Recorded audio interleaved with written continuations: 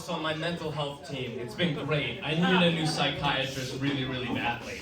My old psychiatrist once asked me why I thought I was anxious, and I said, I don't know. And he proceeded to reach into his desk drawer, pull out my next prescription of ADHD medication, shake it, say, these guys, and throw it in the trash. And if you're ever wondering, by the way, like, am I at the good psychiatrist's office and they're using controlled substances as props? You're not. The word you use to describe your psychiatrist should never be theatrical. Like, I'm all for everyone in this room getting the help they need, but if your mental health professional ever says that they applied to Tish, get a new one. I have a new therapist now. She's great. I really like her. When I first started seeing her, she was like, hey, I think right now what you could benefit more than anything is working on some self-love, which I think is something, we can all work on. I think it's important.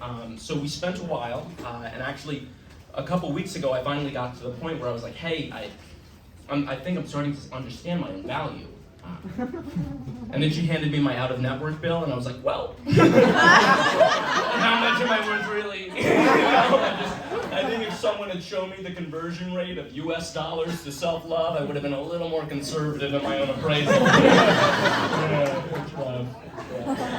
I've always needed someone, though, to go and talk to like that. I grew up a very anxious kid. I grew up in New Orleans, Louisiana. Let's give it up for New Orleans. Happy Mardi Gras! Yeah, happy Mardi Gras.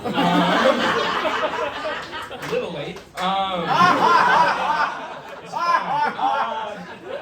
I always grew up a really anxious kid down there. I used to blame myself for things that weren't even necessarily my fault. I was not invited to Victor Hardy's 8th birthday, right? I wanted that invite, I did not get that invite. I was so upset that I went home that night and I prayed to God that it would rain and ruin Victor's party, and then on the morning of his 8th birthday, the levees broke during Hurricane Katrina. A lot of people point to Katrina as a sign that God does not exist. Unfortunately for me, it's the only example I have in mind. I got out of there, I'm up there now. I went to school in D.C. for a few years. Yeah, give it up for D.C. Don't worry. But I went to school in D.C. for a few years, and after I graduated, a bunch of relatives came up to me and were like, hey, what was your biggest takeaway from college? And they were clearly looking for an academic answer. But the issue is that my one takeaway from college was that the only barrier to me developing a severe nicotine addiction was just whether or not it tasted like mango. Like if Big Pharma ever makes a pina colada flavored opiate, I am fucked. I'm statistic. It's fine. I got my girlfriend to keep me on the straight and narrow. We've been dating for almost 2 years now, which is really exciting. I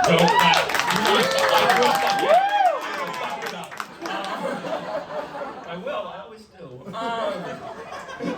She came up to me recently and she was like, hey, now that we've been together so long, I think we should be more conscious about doing new things and not getting into a routine, which is very important for all couples. So I asked her if she had anything specific in mind, and it became quickly apparent she just meant cocaine. She wants us to do cocaine recreationally, and I cannot do cocaine. Oh my god, I can't do cocaine. I view cocaine the same way I view streaking at professional sporting events.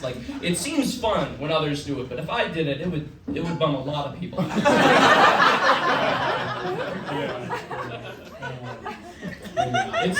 It's good that I have her. I need some emotional support right now. I don't know about y'all. I am getting insulted a crazy amount by strangers in public. Is this just me? Awesome. Awesome. I bumped into someone on the subway the other day and they called me a country club looking motherfucker.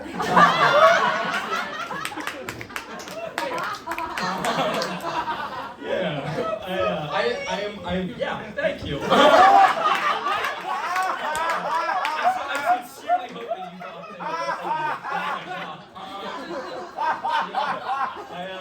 I am learning things about myself, though, through all of these insults, which is really cool. I learned the other day that the way I run makes it look like I have some sort of medical condition. I was running to catch the train, I missed it by 3 seconds. I lean over to catch my breath. two teens standing next to me are talking to each other, and I hear one talk to his friend and say, "Why does he run like that?" And his friend turns to him and goes, "You cannot say that!" So, I don't know what it looks like I have, but usually canceled just for pointing it out. I'll leave y'all on this. I just got a job, which is very exciting. Let's give it up for Pay later.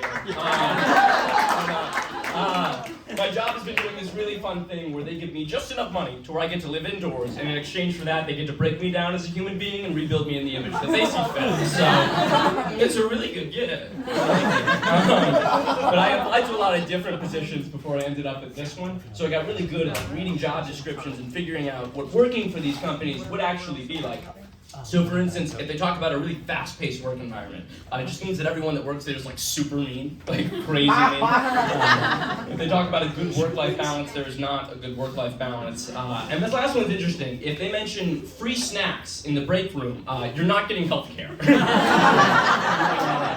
Which I think is fair, by the way. Like what, you want access to all the skinny pop you can eat and an affordable doctor? No. That's called greed, and it's a sin.